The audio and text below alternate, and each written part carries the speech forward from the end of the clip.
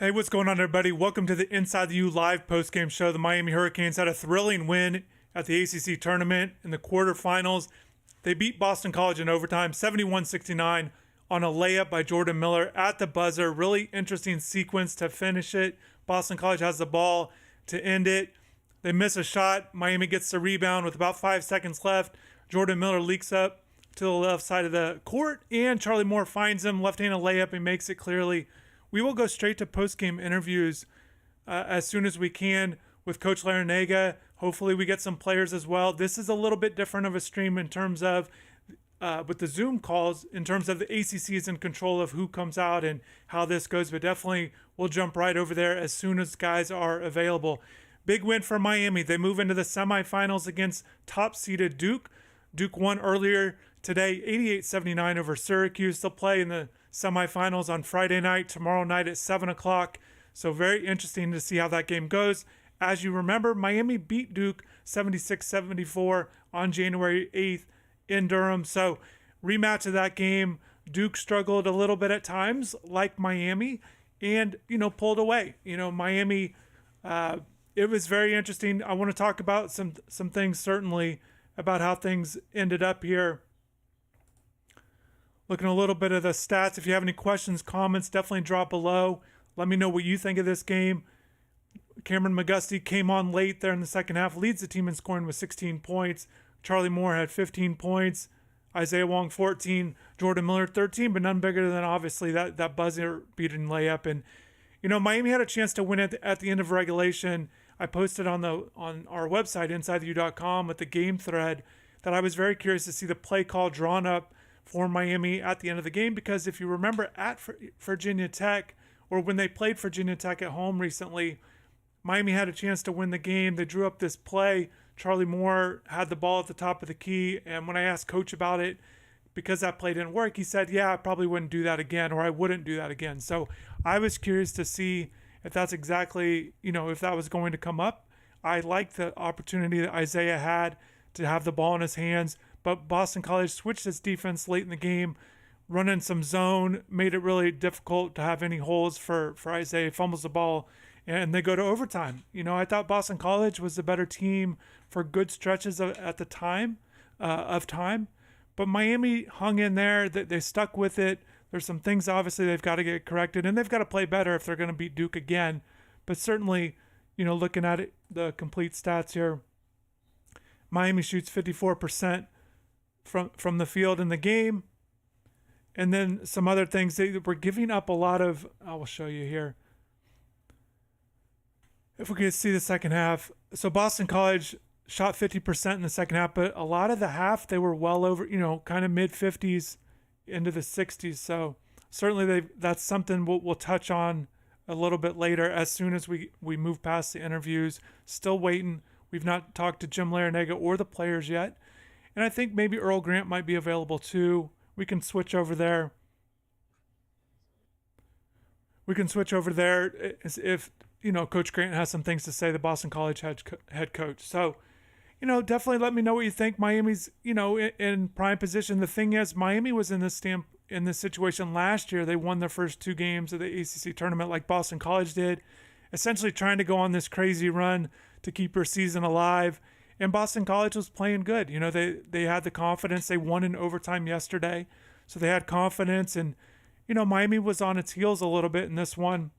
And it happens. This time of year, these games are tough because with the one-and-done situation, teams sometimes don't want to go home. We got players here. We'll switch over here now. Okay.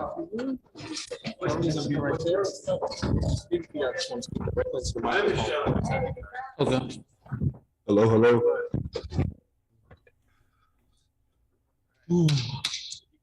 See, she did. So it's Jordan Miller and Charlie Moore with Coach Larranaga. 6'8". Okay, that's just a regular game for you. Guy shoots 75% every night. Right here. Good afternoon, everyone. We're now ready to begin the Miami press conference. We're joined by head coach Jim Larranaga. We have student athletes. We have Charlie Moore and also Jordan Miller. We're going to ask Coach for an opening statement, and then we'll take questions. Well, of course, it's the ACC Tournament, it's March Madness, and all of these games are fantastic. The game last night, Virginia Tech wins at the buzzer. Virginia wins by 1. This afternoon, Syracuse plays a great game. And this afternoon, Boston College played a terrific game. They did a lot of things very, very well. It was very challenging for us to get any kind of rhythm because they did something we haven't really seen much this year, and that is they kept changing their defense from man-to-man to zone. And that did impact the rhythm of the game.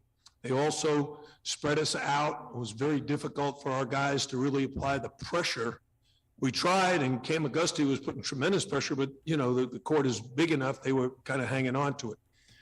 But you got to give credit to our guys. They never hung their heads. We fell behind. I think we were behind by 6 or 8. We came back, took the lead, goes into overtime, and then some huge plays. Obviously, the most important being Jordan's made layup. Charlie, did you get an assist on that? Yes, sir. You did? Nice assist, nice layup, and a great rebound by Sam Wardenberg, an outlet.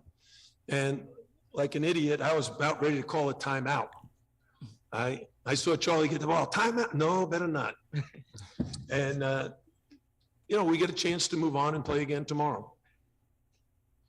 If you have a question, please raise your hand and we'll get a microphone to you. If you're joining us via Zoom, please use the raise hand function. We're going to start on the front row with Michelle. All right. Thank you. Jordan, can you take us through that final play? Just take us through step by step, please.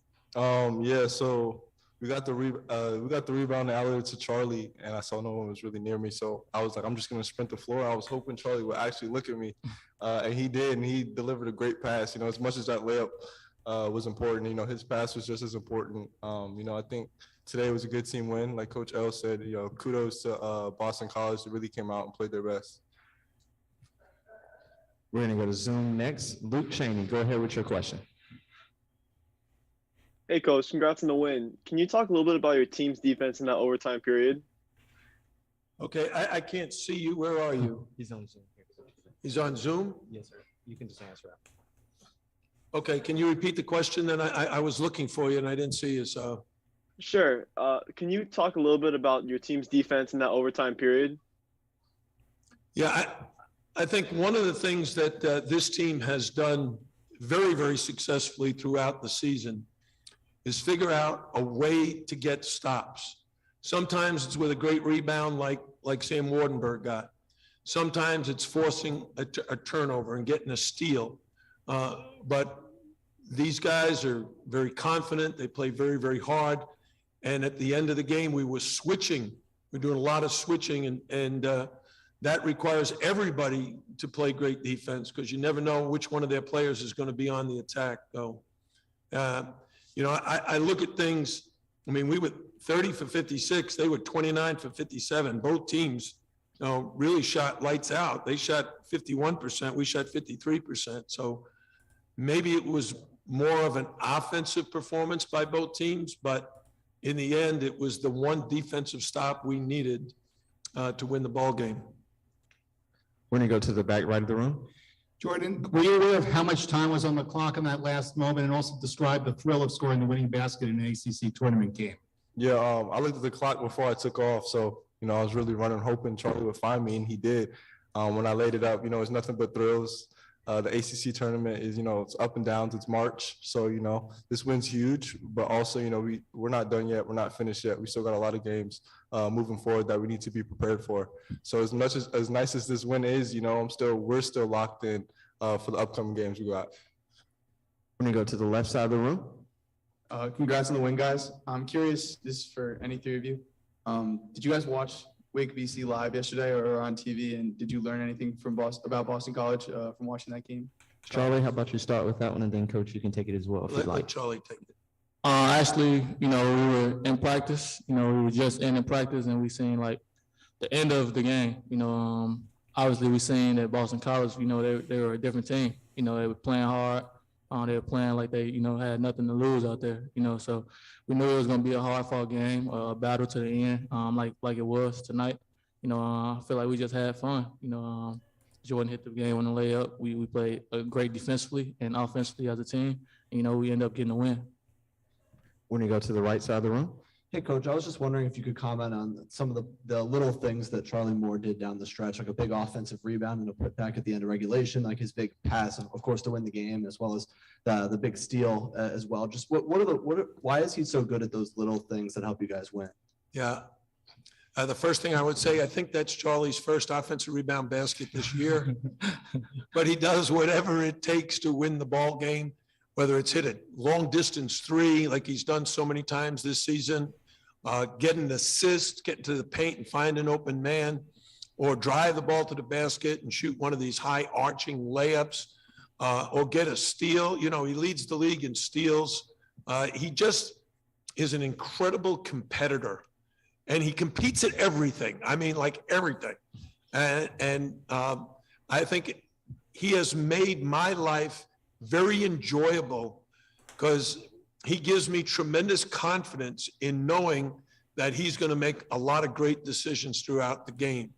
And he's such a great teammate. We talked about it last night. These guys really are great teammates and friends to each other on and off the court. And Charlie does whatever he's asked to do. When you go to Michelle in the front row. I have one and a follow-up, if you don't mind. Jim, can you talk about what was the play, what was the plan on the final possession of regulation? And then what do you expect from Duke tomorrow night in the semifinal? Okay, the first part is we wanted to give Isaiah Wong the ball with a spread offense, and we did. Boston College's guards did a really good job of forcing a mistake. What I said earlier is very true. They kept changing their defense, and we felt like if Isaiah could get isolated, but that didn't materialize. Duke obviously has been a top 10 team all season long.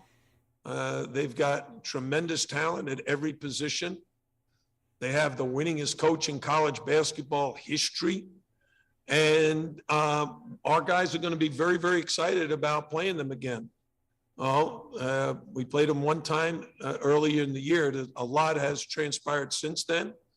We'll need to get a lot of rest between now and tomorrow night's tip-off. What time? 7? Yeah, at 7 o'clock. We're going to go to the second row in the middle here.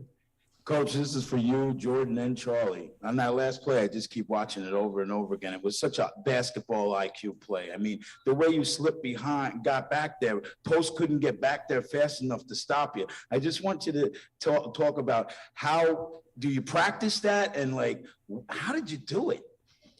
Jordan, how about you to start with that, and then Coach will. I was just recording stopped. Yeah, we do that every day, all the time. 5 seconds left, get a rebound, pitch it out, and shoot a layup. It's not true. Sometimes you just have to realize players have to make plays. They have to play the game. You don't play the score. You play the game, which means when you're on defense, you defend. When the shot goes up, you better block out and rebound. You get the rebound, you got to take care of it first, get an outlet and run. You'll look at the games last night, in particular the Virginia Tech win, where they inbounded to a guy who just went down the court and buried a three for the win. I mean, players have to step up and make great plays, and every one of our guys did. Just think about the stuff that they did throughout the game, and then in the last possession, 5 seconds to go, these veteran players knew what to do. Charlie? I feel like we do work on that, Coach. We do a drill called the Celtic drill every day. We run the floor, Jordan run, Cam on the other side, just different groups. I feel like it helped us today. Jordan made an excellent, run out for a layup. I was just so happy to see him, and he caught it. Sam grabbed an amazing rebound. He was battling all night. Sam did great tonight. I just feel like, like your coach said, it was a basketball play. I do remember the Celtic drill we do every day. Yeah. And honestly, Sam outlets to Charlie, and Charlie throws it ahead to Jordan for a layup, right? Yeah, it's just every day we do it. Yeah. So that's what those guys would think is pretty good. What did you think, Jordan? Yeah, kind of with, Coach Earl and Charlie said. We practice it during practice. Charlie's actually the one I was going to say that who throws me the pass. I'm not surprised the pass was spot on. Charlie's just doing Charlie more things. But like they said, it was a basketball play, and looking forward to the next couple games and really making a run in this tournament. Time for 1 and 2 more questions. We're going to go to the right side of the room here. Coach, congratulations on the win today. As a team, you had 18 turnovers. How difficult was that BC defense? And ahead of the matchup tomorrow, how much of a point of an emphasis will limiting those turnovers be? Well, honestly, this is probably more turnovers than we've had in a bunch of games this year. The one thing the team has been very good at, the two things, forcing turnovers, getting into the open court. And you see we had 18 points off of their turnovers. They had 9 off of ours. And then secondly, taking care of the basketball, where we had quite a few more assists than turnovers. I think we lead the league in that category. Today, we had 14 assists and 13 turnovers, but still, in games like this, you see they had 17 assists and 14 turnovers. A lot of credit goes to Boston College because we've been forcing 15, 16, 17 turnovers and only committing 8, 9, or 10. So it's what made it. It was a great game, an ACC tournament game. I love these games. I think they're a lot of fun. We're going to go to the middle in the back of the room. Charlie or Jordan, this one's for one of you. You guys got Duke obviously next game, and you played them 2 months ago, and you guys both had great performances. Is your confidence level any different now? I mean, after a big win like that, do you think anything's a little bit different, or what are your thoughts on that? Charlie, how about you start us off and then Jordan? I just feel like we're gonna go into this game like any other game. Play our game defensively, offensively. Our confidence is always high. The coach instills it in us. To play our game. So just going into this game, we're just gonna play a little harder than we played today. Give 110% effort out there. See what the results come out. I agree with what Charlie said, but I think right now, most important thing is just refuel, rehydrate. Really rest up for tomorrow because we got a big game. Now, last question will come from the left of the room here. Jordan, this is for you. Miami, definitely in the ACC and even in the country, plays one of the most fluid, positionless basketball type of styles. If you're a 4-man, you're basically a 6'6", 200-pound guard. But you're so good at tipping around the baskets, rebounds, finishing over bigger defenders. I'm curious, can you speak to just how prideful you are to play against guys who are bigger than you, who are 4-men, and if that's something that's evolved since you've gotten to Miami versus George Mason? Yeah, that's a good question. Every night I'm usually playing a matched up against someone who's 2 inches taller than me, probably 30 pounds heavier than me. I think being able to do what I do helps us be a lot more versatile as a team. At one point in the season, I was at the 5 position. Most importantly, I just want to do what the team needs, what I need to do for the team to help us win, trusting the coaching staff and their game plan. Perfect. Thanks so much, guys. Can I add one thing to that? I'd like to make a comment because it's very astute of your observation. I've coached a lot of basketball players at the college level, high level, ACC, and what have you. Jordan is the best offensive rebounder I've ever coached, and he has a ridiculous talent for tipping the ball in. Just ridiculous. I mean, I don't know how he does it, but I love that he does it because it's great. All right, perfect. Thanks so much, guys. Congrats on the win.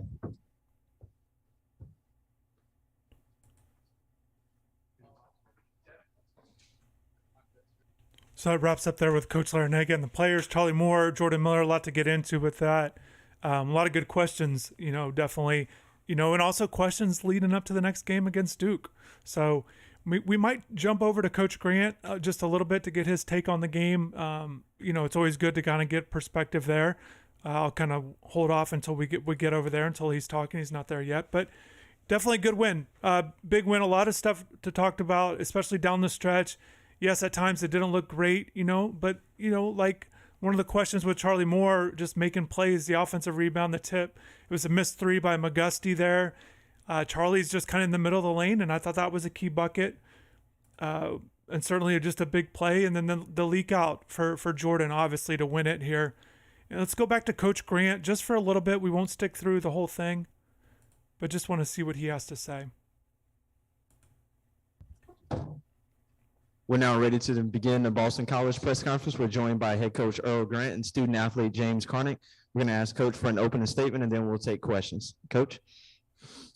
Yeah, guys played really hard with a lot of energy and effort. Followed the game plan and just came up a little bit short. You know, Miami did what they needed to do to keep the game one possession all throughout the night. And then at the end, they found a way to get a layup on us at the buzzer. If you have a question in the room, please raise your hand and we'll get a microphone to you. If you have a question on Zoom, please use the raise hand function. We have several questions on Zoom, so we'll start with Andy Backstrom. Go ahead with your question. This one's for Coach Grant. You mentioned the game plan. You know, when you talk about a team like BC, you guys play a ton of man-to-man. You switched from man-to-man to zone points throughout this game. Was that part of the game plan, or was that just a mid-game adjustment when Miami was getting going? No, I mean, it's part of the plan. You know, something we worked on all year. Didn't use it as much. We were a pretty good man-to-man team, but we worked on it all year. And we thought it would be important to try to disrupt their rhythm. They're a very rhythmic team. They can really score the ball. And so we were going in and out, man zone, you know, a lot of different things. And the guys did a great job of communicating and you know, being able to make the changes. We're going to go to Dan Rubin on Zoom. Go ahead with your question, Dan. And this question both for Coach and for James. Miami obviously plays very unique offense, that 5-out offense, and playing with the one big man, being able to get some penetration in there underneath. How did that kind of factor in from the game that you saw 8 days ago, or I think it was 8 days ago, to being able to see Miami again today? James, can you start us off with that one and then Coach? I mean, from first playing them, we obviously did our film and we did our scout, but it's different when you're playing them for the first time. So I think we all knew collectively what to expect the second game. I feel like we did a tremendous job playing in our gaps and making sure the ball doesn't get downhill and stopping them in transition and limiting our turnovers. Those were like big keys for us. Regarding the big man, yeah, he got a little bit cooking on the first one with us with the three. So, you know, his big emphasis on, you know, staying down, making sure he doesn't rip drive us and, you know, make him shoot over us was a big emphasis for this game. You also want to take that one, Coach? Yeah, I mean, we was, you know, guys did a great job. You know, we had them in the 60s in regulation. We typically win when we hold somebody in the 60s, and so, you know, somehow they got it to overtime, but we had it where we wanted it in terms of our tempo, our plan. I thought we did a good job of making them play our game. We're gonna go to the back right of the room. This is for both James and the coach. Can you describe the feeling when you saw that last basket go in at the buzzer? James, can you start us off again and then we'll do Coach?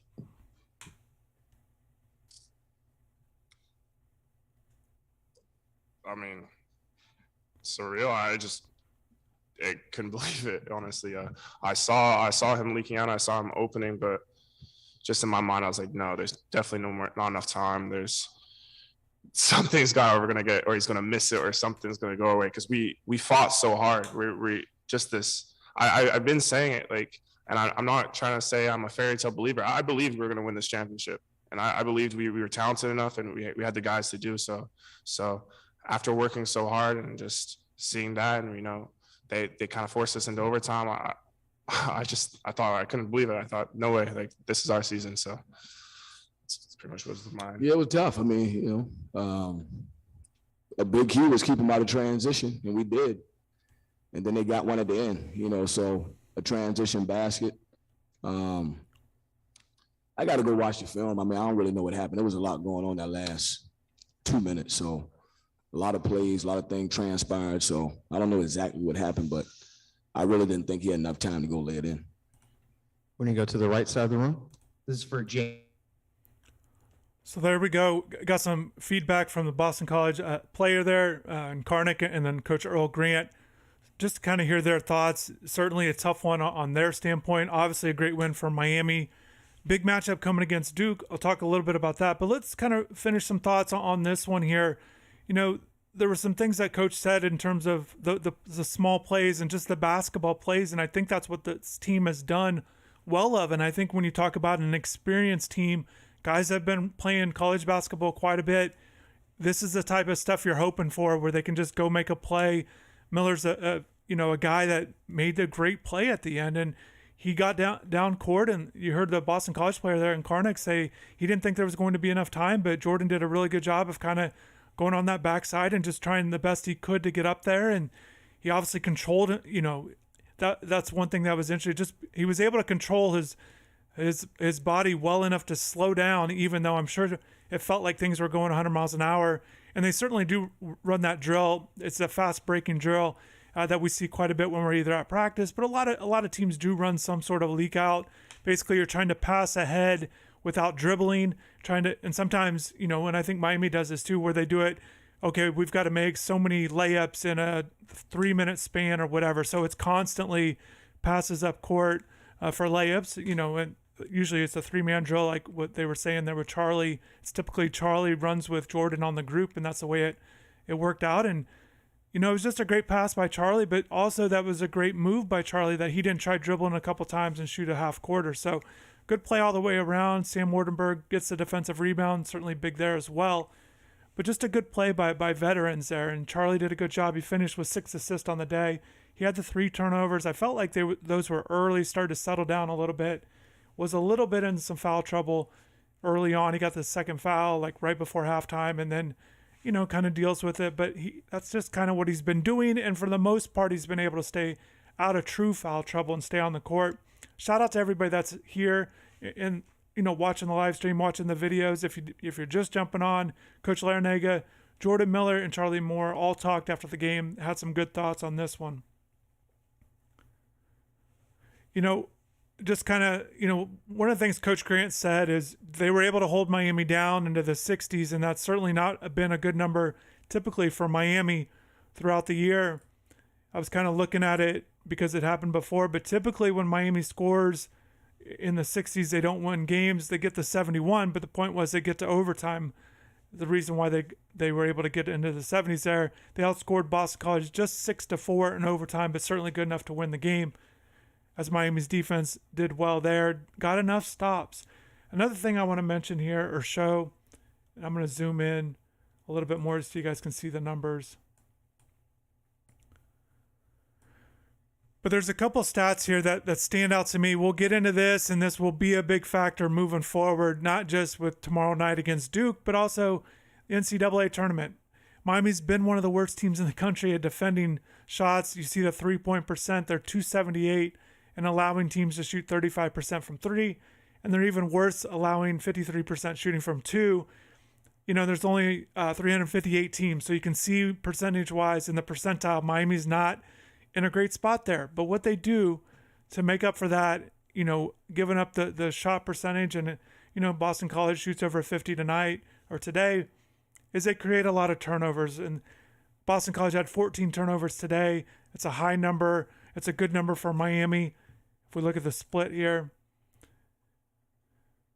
points off turnovers. So Miami scored 18 points off turnovers, which was actually good. So Miami had 13 turnovers and Boston College only scored 9. So they were able to turn some turnovers into points a little bit better for Miami. And that's something that they definitely try to do each and every game. And they actually got a good one late as well in overtime. Not sure exactly where it happened, but it was like at the top of the key right at the beginning. Yeah, it was the very first play of overtime. They kind of trapped. Sam Wardenberg was there, Charlie Moore. They get the ball loose there. Charlie missed the layup on the ensuing possession, but they get the putback there with Jordan Miller. One of the questions was about Jordan. You heard Coach say he's one of the best offensive rebounders that he's coached, or the best, however you look at it. Looking at his offensive rebounds, Jordan's been really good. He averaged 3.8 offensive rebounds per game as a freshman, which is really impressive. 2.1 this year at Miami, but over his career, 2.5 rebounds. And that's some analytical stuff that you could really dive into about how good Jordan is with his percents on offensive rebounds. But it's not just that he's getting it, offensive rebounds and kicking it out to teammates for threes, but he's doing a great job at his tip-ins. That's what Coach talked about. Either it's one-handed, that was what he did great there recently when he had that big game, the 25 and 13. but he just does a good job, and the ball is controlled. He just has a great control over it. And one of the things that stands out to me with Jordan, and I remember asking him throughout the year, was just he's a guy that understands his role. And it was a slow start for him. The beginning of the year, they actually kind of moved him out of the starting lineup for a little bit just to maybe get a different rhythm. He just wasn't, sinking in with the team quite yet with his role. And that changed. He started having really good performances, and I'm not surprised to see him do as well as he is, because I was impressed on watching highlights and seeing what he did at George Mason. And he's had this great year fitting into a role offensively and defensively, certainly been very valuable on both ends of the court. And he gets another big bucket here and wins the game. It was an impressive performance by Jordan. I'm not sure if you guys caught it, but Coach joked that right at the beginning, before they started the interviews, that Jordan was 6 for 8. And just that, he typically does that all the time. And that's what Jordan does. Good job of taking advantage of his shot attempts, even if he doesn't get very many. But overall, I'm glad you guys are excited. Let's talk about the Duke game a little bit. So Miami won at Duke 76-74. That was a game where Duke, we can bring it up here, Duke was on a layoff a little bit. They had played on January 4th against Georgia Tech, but before that, that was the only game since the 22nd. They were dealing with some COVID stuff, so they just weren't very crisp. And they end up, as you can see, they dropped another game to Florida State, and then they've been on a roll since. Played well against Syracuse, particularly in the second half. Syracuse was firing threes, and Miami will definitely try to exploit them. Paulo Banchero, freshman of the year, all ACC. He only had 8 points. Not a big performance, but he had a bunch of assists. I think he had 7-8 assists in the game today, 7 or 8 rebounds. So Banchero certainly is a mismatch problem for Miami, with what they do. And they have Mark Williams, and that's not a good combination for Miami. But they're going to have to play to their own strengths with definitely getting Jordan Miller involved. If they can stretch out, if they can bring Paulo, out to the three-point line, or Mark Williams with Sam stretching out to the three-point line as well. But rebounding is going to be a tough one for Miami in this one. Wendell Moore Jr. and Trevor Keels and A.J. Griffin certainly capable of rebounding the ball too. So rebounding will be a key for Miami. But it's not been a strength for Miami all year, and it's not about winning the rebounding battle. It's just not getting completely blown out, particularly giving up offensive rebounds. That will be the key, is if you're forcing misses on the first shot, you've got to find ways to get defensive rebounds and move the ball onto your offensive side of the court. So that will be key, not allowing Duke to just do whatever they want inside. Mark Williams has certainly had one of those efficient years, really high field goal percent, as a center there, and that's a tough matchup for Miami. And so we will see how that goes. So I think this is going to be certainly a big game for Miami's guards. All three of them have to be very good, have good performances. Charlie Moore, Isaiah Wong, Cam McGusty, they're capable of doing that, as you saw in the first game against Duke. But it's going to have to be a consistent performance. And also, off the bench, Jeremy Roach comes in for Duke, point guard there, and had a real big performance against Syracuse. So he's coming in on a high note as well as they rotate their guys in. Like I said, Griffin's kind of moved into that starting spot as they've kind of shifted their team a little bit throughout the year. But it's going to be a difficult one for Miami, but a big one. Miami gets to the semifinals. Certainly when you play a 13 seed like Boston College, you're hoping to move on and get into that semifinal game. Miami has only won the ACC tournament once, that 2013 season. So as it shakes out, kind of looking at the bottom half of the bracket, I made note of this because I thought it was interesting. The 4 teams in the bottom half, Notre Dame, Virginia Tech, are going to play each other later tonight at 7 o'clock. North Carolina and Virginia at the late game at 9:30. Miami's 2-4 against the bottom half teams. So I find that to be interesting. North Carolina is the only team that they have not lost to amongst those 4 teams. But it's all about Duke finding a way to win this. It's also not just to get to the ACC Tournament championship game, but which will be played Saturday at 8:30, once again here at the Barclays Center, But again, you're trying to become the highest rated, the highest seeded, the second highest seeded team for the NCAA tournament, and having a good run, a good showing in this tournament, I think is going to help everybody's resume, because I think they're all pretty close to each other. North Carolina cracked the AP top 25 this week at 25. So maybe they have the upper hand, but if Miami can get another win over Duke, They're number 7 in the AP poll. Certainly highly regarded. If they can win another one, maybe they're going to be right there and maybe kind of get off that 8, 9, 10 seeding that they're kind of looking at right now with the projections, with the NCAA tournament projections based on CBS, ESPN, and evanmia.com. So we'll definitely check that out. I'm definitely going to get some more content up on the website previewing the game against Duke. But definitely let's do this again after the game against Duke. Win or lose, let's do another live post-game show. Looking forward to it. I'm going to get working on some more content for the website. So more breakdown on this game as well as looking ahead to the Duke game. I think it's going to be a lot of fun. Definitely want to thank everybody for jumping in here. Dennis, you're always here. Appreciate you. Dan, big fan as well. Great seeing Zach here. 3BZ is here. All kinds of people. Great to see a lot of support with this team. We'll keep it going. Definitely want to thank everybody for watching and take care.